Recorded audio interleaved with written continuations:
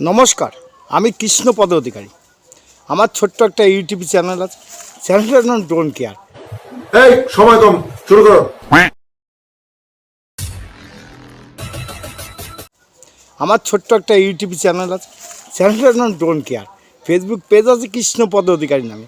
আজকে এই পশ্চিমবাংলার যত দুর্নীতি হয়েছে, এই দুর্নীতির মাথা আপনারা সবাই জানেন কে, কিন্তু জেনে শুনেও উনি কেন মিথ্যাচার করছে, মিথ্যা কথা বলছে যে আমি কিছু জানি না।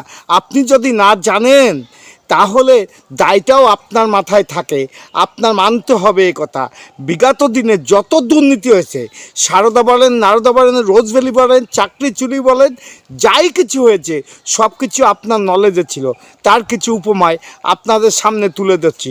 দেখুন তো এই কথাগুলো সত্য না মিথ্যে। যদি ভালো লাগে আমার ছোট্ট একটা ইউটিউব চ্যানেল আছে, চ্যানেলের নাম ডোন্ট কেয়ার। ফেসবুক পেজ আছে কৃষ্ণপদ অধিকারী। চলেন ভিডিও দেখা যাক।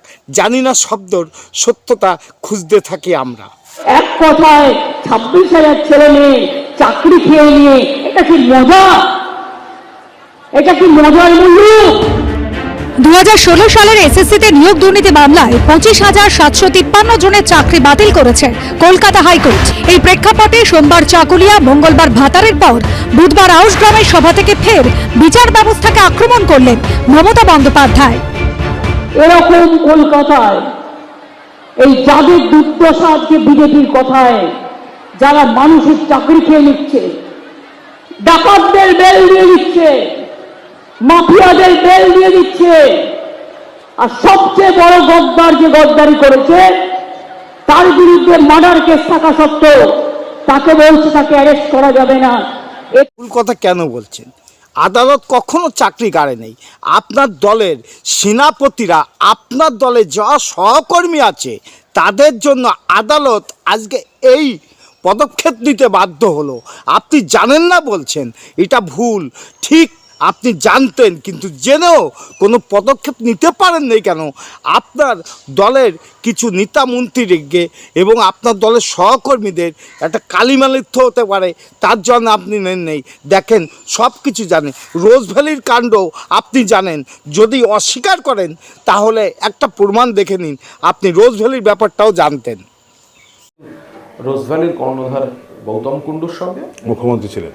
নিশ্চয়ই মুখ্যমন্ত্রী ছিলেন, নইলে গৌতম কুণ্ডুকে ডেলে তখন শুনলেন তো, রোজভ্যালি কর্ণধারের সঙ্গে অবশ্যই মুখ্যমন্ত্রী ছিল। কে বলল? আমি নয়, আপনাদের মুখপাত্র বলেছে। তখন উনি অনেক কিছু বলেছে। সিবিআই ইডির পরে আজকে যে কথাগুলো বলছে, পূর্বে কি কথা বলেছে, সিবিআই ইডির পরে কেন উনি বিশ্বাসযোগ্যতা ছিল, এখন কেন অবিশ্বস্ত আছে, দেখুন সিবিআইর পক্ষে কি কথা বলল। যেটুকু শুনেছি যে তদন্তের ভার সিবিআই এর হাতে চলে গেছে, তারপরেও এই হয়রানি, এই অত্যাচার অনাচারটা কেন? অত্যাচার করা উচিত হয়নি, সত্য। আপনি একজন সঠিক ভালো লোক, কিন্তু থেকেও আপনি কেন ভালো থাকতে পারলেন না? বাংলার জনগণের উত্তর চাচ্ছে।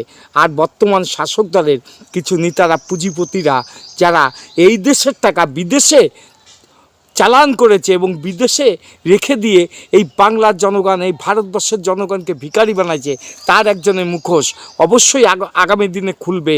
দেখে রাখেন, রেশন দুর্নীতির যে টাকা, সে টাকা অবশ্যই বিদেশে পাচার হয়েছে। এটা সত্য, এটা মিথ্যা নয়। দেখতে থাকুন।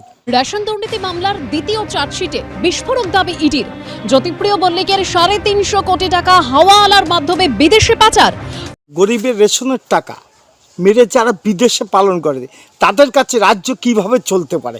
যাই হোক, ভিডিওটা অনেক বড় হবে।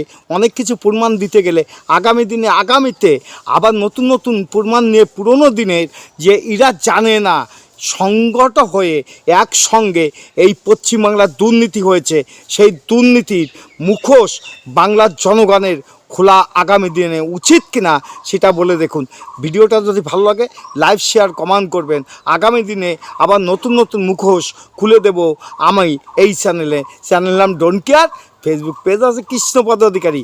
আর যাওয়ার আগে একটা অনুরোধ করছি, আপনারা চ্যানেলটা সাবস্ক্রাইব করে দেবেন, পেজটা ফলো করবেন। টাটা, নতুন আসছে। खत्म।